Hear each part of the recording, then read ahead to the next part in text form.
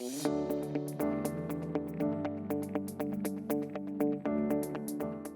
to a mobile credential, we'll be able to show the ROI right, immediately. It's going to really, I think, revolutionize from a time perspective, get those badges out into people, out into the field where people can download them on their device. And I know there's a lot of concern about mobile devices and battery life and things like that. But once again, what most people do not realize is that even if a phone is dead, they'll be able to continue to use that phone for 6 hours because it does have backup power that exists.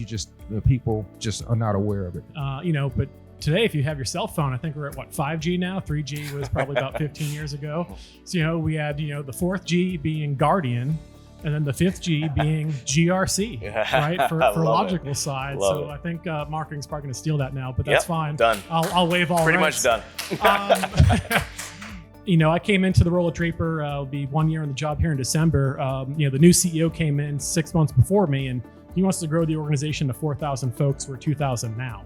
And I made the case the only way to be able to scale to meet that need is to have more efficient self-service tools, but more importantly, start doing things like automated quarterly access reviews, and not just who has badge access, but who has folder, share drive accesses, Active Directory security groups, etc.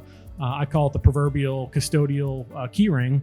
Over time, people collect a lot of keys on that ring. Do they actually use them? Probably not. But we're not enforcing principal least privilege from an automated perspective. It's only haphazard. If you don't have that systematic process down, we're just not going to be able to get there. You had print access. That's separate than access control. There's logical access, which is separate than physical access control. There's vending in many corporations. And all these different access levels were very isolated and separate. And honestly, it's through the advent of Alert Enterprise that actually has enabled all those systems to talk together. And we're actually talking about this now, which is how do you validate identity? Because it all comes down to identity.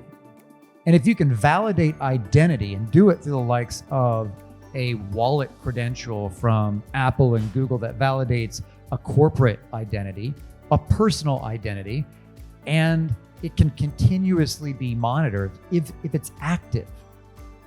That's the beautiful world that we participate in now. Generative AI really ups the game tremendously, and largely, as you said, because of the data. And in the physical security space, if you compare it, I love to compare the logical, the physical similarities, but that is a space where when you look at data, we do not on the physical side leverage it nearest to any level as it's done on the cyber side. I mean, you look at on the cyber side, the system is always probing, checking to see if there's any anomalies that are taking place, user behaviors, things of that sort. But when you look at the physical data, access data, and you are able to take and push that up against the cyber data that it exists. It's just siloed.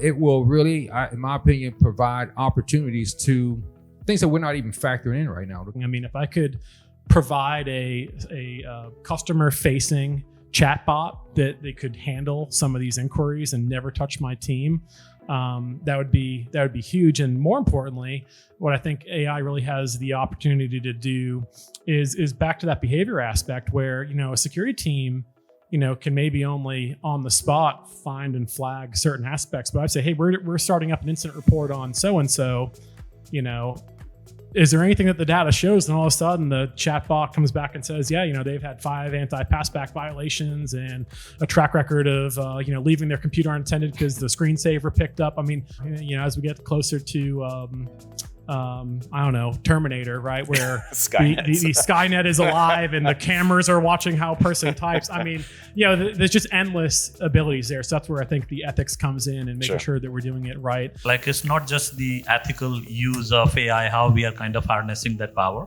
It's about first what we can do with AI. Like, it's about upliftment of the experience. Like we were all discussing birthright access and all. How about that birthright access? If it can be automated based on the use of the person, like how your excesses with respect to the other people in the department, if that can be automatically adjusted. You don't have to walk around long at the show already, and you can see the big players that are coming in.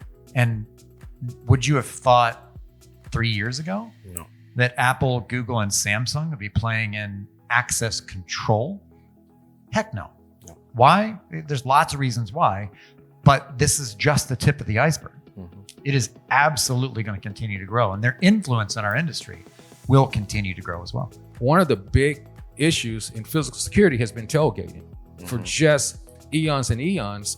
But just imagine the alert enterprise, that data, that access swipe data, the smartness in cameras. You see a swipe, that swipe and that camera, they're in the same, that reader and that camera, they're in the same zone. One swipe, the camera picks up two people and it activates on it. And that really makes your SOC a lot smarter. Now all of a sudden you have just created another alarm trigger that didn't exist previously. Right. Speaking of ROI, once again, you get that instant ROI. You just enhance and increase your security posture. So it's just, it's ripe with opportunity.